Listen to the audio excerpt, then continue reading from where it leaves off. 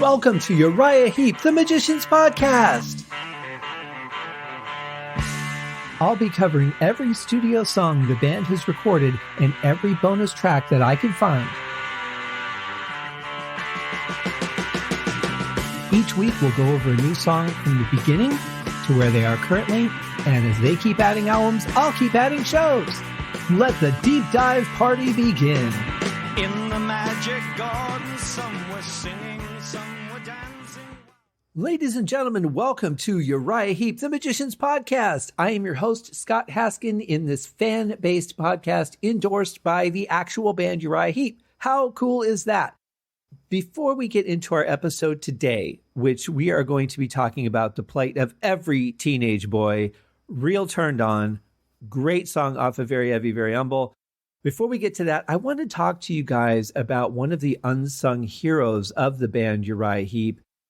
Dave White is their webmaster, and he has been working on this Uriah Heep website that you can see in the show notes since, back pretty much when the internet first started. While you were searching GeoCities, you probably came across the page, and he has just grown it out and built it. It's a beautiful site, got a lot of pages, a lot of stuff going on. I highly encourage you to check it out. Spoke to him on the phone for like an hour the other night. Really great guy. But there's all these people that come together to make a band what they are. And we tend to look at the musicians.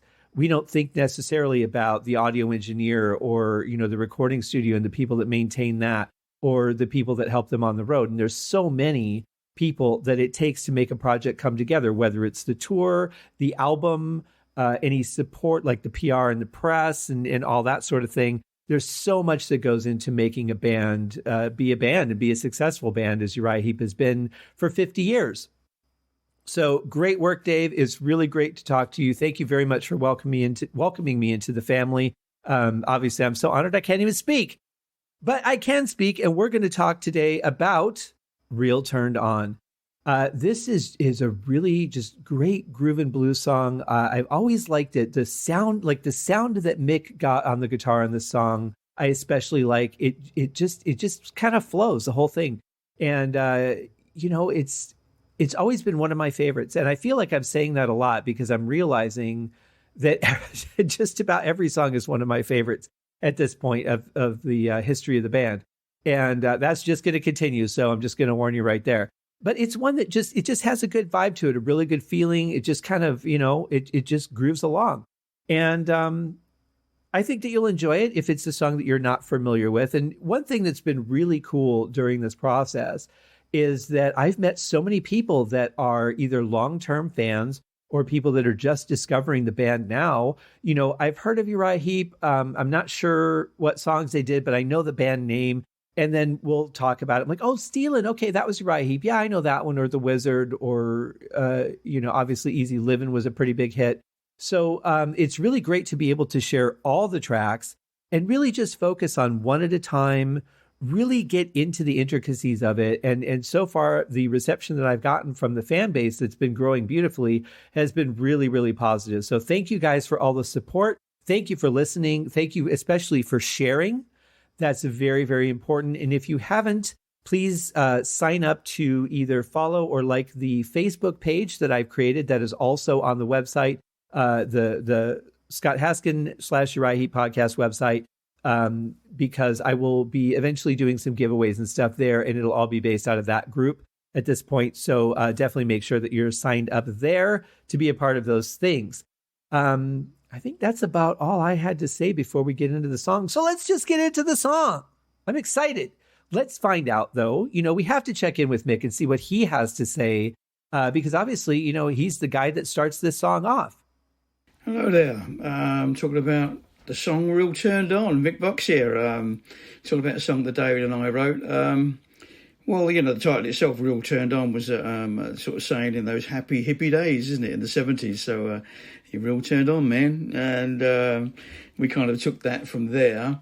The thing surprising me about the track was how up front the guitars were. very much up front, even a little bit louder than the vocal at points, I think. But, no complaints there, although David might think differently. Anyway, it's quite, it's a good bouncy song, very bluesy sort of thing, the feel to it, the whole thing. And the first guitar solo is actually Ken playing, and I play the second guitar solo, which you can probably hear the two different styles of Ken. Ken's more in a bluesy style, and I had a really rhythmic style in those times. But it sounds really good. And then, of course, there's the harmony guitar at the end of the solo between me and Ken. So it's really cool.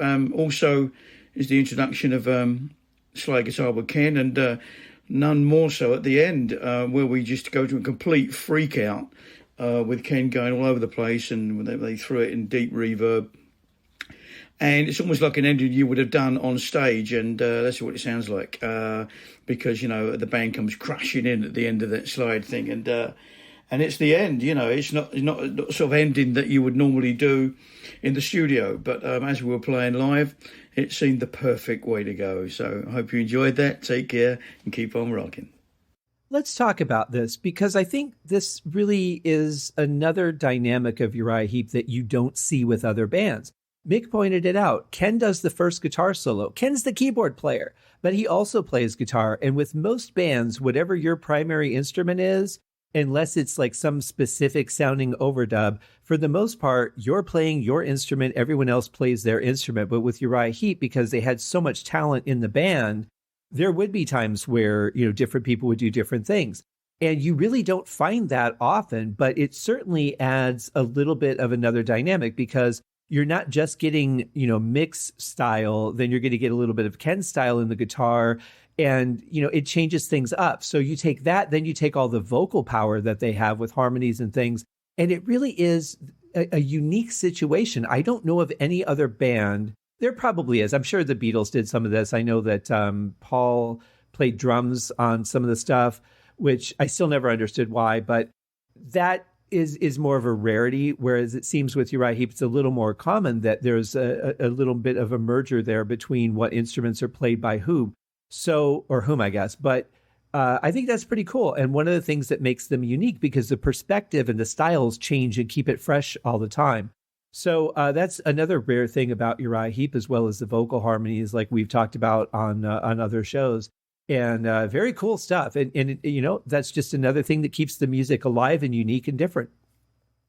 So before I get into the song, I would be remiss if there weren't some people that I thanked. I would like to thank my graphic artist, Scott Ladzinski, for doing the logo, and for doing a quick update on the logo, where we added a little more to it. Very, very beautiful. I'm very, very happy with it. And of course, my friends at Audionamix, without whom I do not do a podcast. I will not. Their product, Instant Dialog Cleaner, or IDC, is probably my favorite plugin and a staple in there. And I did a tutorial on how I do my other show that is up on YouTube in a video series on a playlist there. And if you want to see how IDC works, you can go and check that out. I'm also happy to just tell you it works great, and you should get it if you are doing anything that requires any audio voice cleaning. And of course, I would be remiss if I didn't thank my brothers at the Deep Dive Podcast Network. We have Nate and John at the Deep Purple Podcast, The Simple Man at Skinner Reconsidered, Terry T-Bone Mathley at T-Bone's Prime Cuts, Rye at Sabbath Bloody Podcast, and of course, Paul, Joe, and David at The Lap of the Pods. And if you want some historical concert fun, check out GottaHear'EmAll.com for very well-researched information on the touring history of Deep Purple and Emerson, Lake and Palmer, and some other tidbits in there as well. Lots of great stuff to check out. So now let's talk about the song Real Turned On. And to do that, how are we going to start a conversation without just playing it? Let's listen to this kick-ass intro from Mick.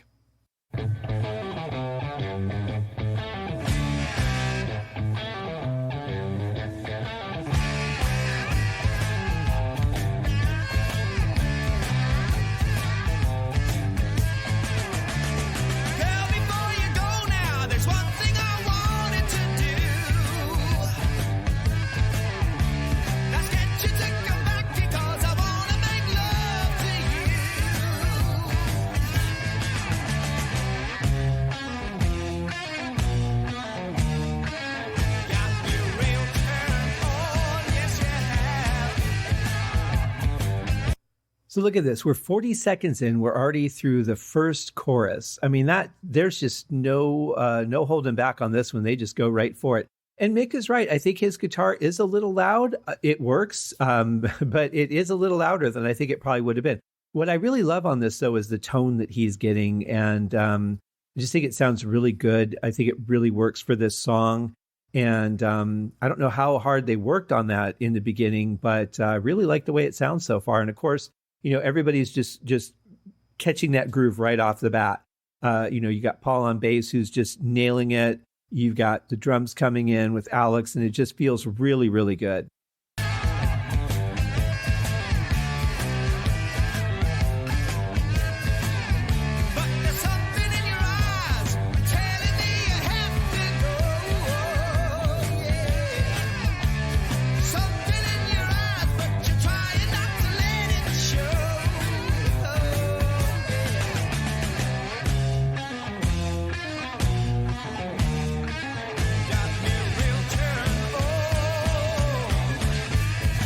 There's another really interesting dynamic that you can hear, and this time it's in David Byron's vocal. He's really singing, a little bit guttural, just really passionate, with that kind of grungy sound he's got on this.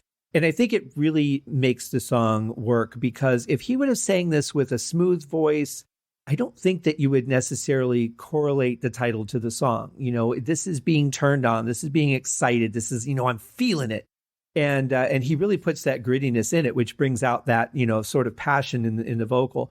And it's just another dynamic. And then, of course, I really like the feel of having the rhythm guitar and then just having these little fill-ins and things on the distorted guitar that really just, keep the song moving, bring out that dynamic. So you've got the vocals where there's the space for the vocal. You've got a little guitar fill-in. And it's like the song just stays at that level the whole time. And you're just switching off where the attention goes. So I really like that dynamic. And I think, again, of songs like, Let Me Stand Next to Your Fire, where you've got the guitar riff that fills in where the vocals aren't. And I think that's such a really great writing strategy. It was very common back then, too. I don't really think you see it as much now because everybody just kind of wants to shine in music. And it's a dynamic that some of the older bands like Heep and Purple and that have kept. I think it really works great. So let's check out the next section of the song.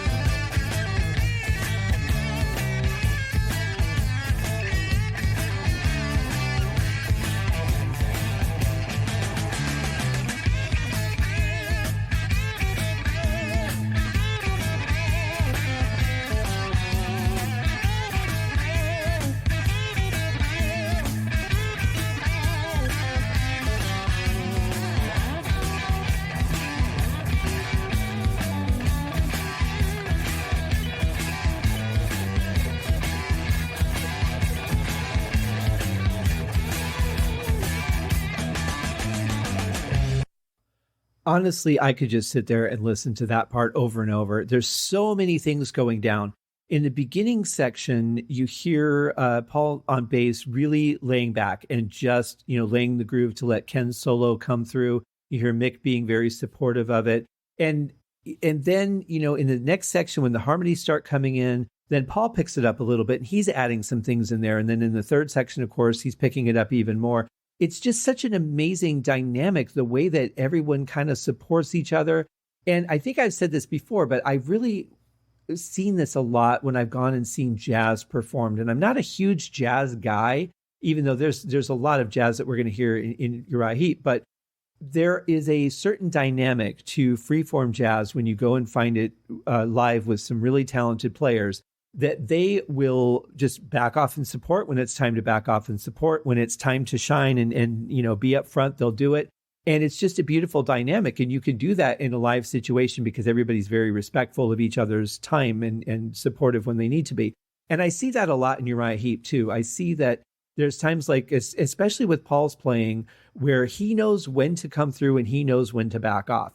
And we talked about this when I interviewed him too. That is such a vital role for a bass player that has a talent to be more of an upfront bass player. Like I'm a root notes and that's about all I can do.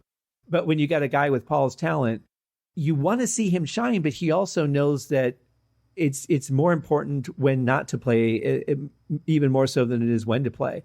So I really, really appreciate the way that he built on this song during that solo section. And with the drums, it's just rock solid, just carrying the rhythm, ba-bum, ba-bum, ba-bum. Really just keeping it moving forward. Doesn't need to shine a lot. We'll put a fill in to introduce the change of the parts, but that's about it. Really straightforward. And I think that really works for this piece.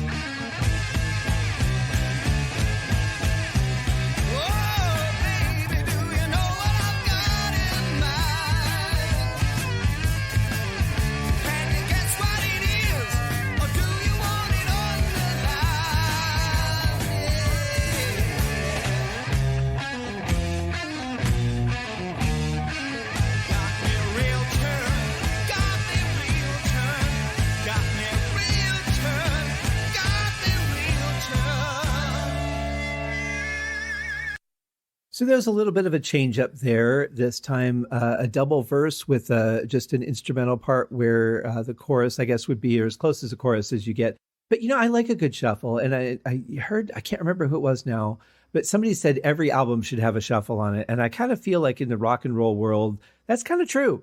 It really does have a good feeling to have just like one track that moves along, moves forward like this. And it's just a lot of fun to listen to. And you kind of just feel, like you want to bob your head a little bit or shake your hips or whatever your thing is. I'm more of a head bobbing guy. My hips just like to sit, not move a lot. But this is a song that, it just kind of makes you want to do something. And I like that because not a lot of music makes me feel that way. But shuffle's always good for that. And now let's let the craziness begin. We're getting into a little feedback and let's just see what happens.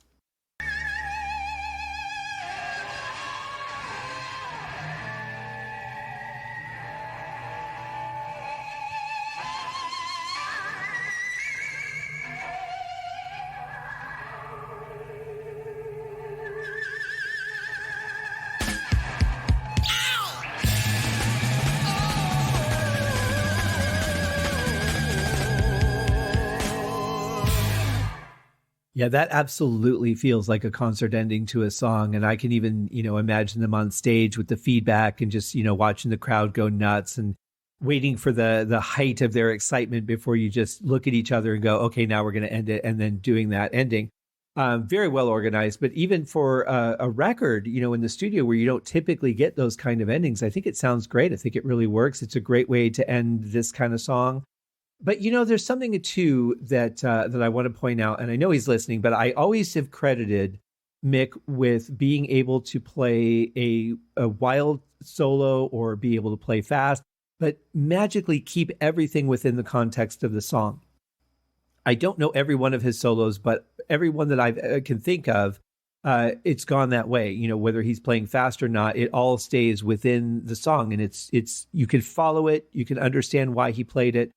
But I have to say the same of Ken Hensley. When you listen to that first solo and, Mick pointed out that was Ken playing it, definitely the same. It's within the context of the song. It's interesting. It moves it forward, but it doesn't just get crazy in all kinds of directions. I think it's okay to do that here and there, but this is the kind of guitar playing I really like. And this is the kind of music that I gravitate towards for that reason. It all makes sense. You can take me on the journey as long as the journey makes sense. And they do that every time. So another great song, another wonderful journey on this album. And again, this album is kind of eclectic because of, the conversion from Spice, and they're still kind of trying to find their voice a little bit. But you start to see it come together. You start to see how well they interact with each other, how well they write and perform together. And it's certainly a very magical combination of people, everybody just being at the top of their game. And even it's interesting because they're really kind of just some of them are just getting to integrate like Ken at this point. And you would think that they'd been playing together for years by the time that they had recorded this album. So it's very, very special. And, we're getting nearer towards the end of this album already, even though we're just a handful of episodes into the show. And just every one of these songs, I'm like, I can't wait to cover that. I can't wait to do that one. It's been a lot of fun. And I want to thank you guys for being a part of the journey. I also want to let you know, you can follow the show at scotthaskin.com and then just click the link at the top for the Uriah Heep podcast. You can also join that Facebook group I was telling you about. You can like the page. You can follow the page. Either way, I will be tracking anybody who does that for the future giveaways that I'll be doing. And that is just facebook.com, Uriah Heep Podcast. You can also go to our Twitter page, which is Heep Podcast. You can find us on Instagram at Uriah Heep Podcast. And you can always email me, as some of you have, at UriahHeepPodcast@gmail.com. I've really enjoyed interacting with you guys. Some great people there that I've met. Unfortunately, I can't answer all of the questions, but if I can get answers for you, I certainly will. It's definitely been a very interesting journey. And if you want to see that amazing site that Dave White has put together, which is the official site of Uriah Heep, go to uriah-heep.com. It's so just chock full of tons and tons of stuff. Might answer a lot of your questions as well. Go and check that out. And thank you, Dave, for all the amazing work that you've done on that. Thank you, Mick, for connecting me with Dave. Just great people that I've been so fortunate to be involved in with this show. So that's it, guys. That is Real Turned On. And we will be back next week with an increased frequency of shows. And so this is where it's really important that you guys subscribe to whatever channel that you listen to, whether it be the Podbean app, where they are the host of the show. They distribute it out to all the other places, whether you listen on iTunes, Apple Podcasts, Spotify, Stitcher Radio, any of those places. Really important to subscribe so that you'll be notified as the new shows come out. We're turning up the volume to 11 or whatever it would be in episode numbers. I have no idea how that even calculates. There's probably no calculator for it, but we're doing it. You know why? Because I want you guys to really enjoy each and every song. This podcast at one show a week, to do every song that Uriah Heep has put out would be about 5.5 years. And I don't want to wait 5.5 years to catch up to Livin' the Dream. There are going to be at least one, if not 2 or 3 or 4 albums in past that by the time I get there. And, it would be just too weird. So let's really get through some of these songs. Let's enjoy every song that we can and keep your eye on your podcast host or listening environment so that you'll be notified when new shows come out. Also, they automatically appear on the Facebook page. So when the new show comes out, you just get the post and you'll probably be notified on that on Facebook. So it's a great kind of hub to know when new things are happening. But subscribe, very important. Thank you guys for joining me for another week of Uriah Heep, the Magicians Podcast. We'll see you guys next week with more songs. Thank you for joining me on this episode of Uriah Heep, the Magicians Podcast.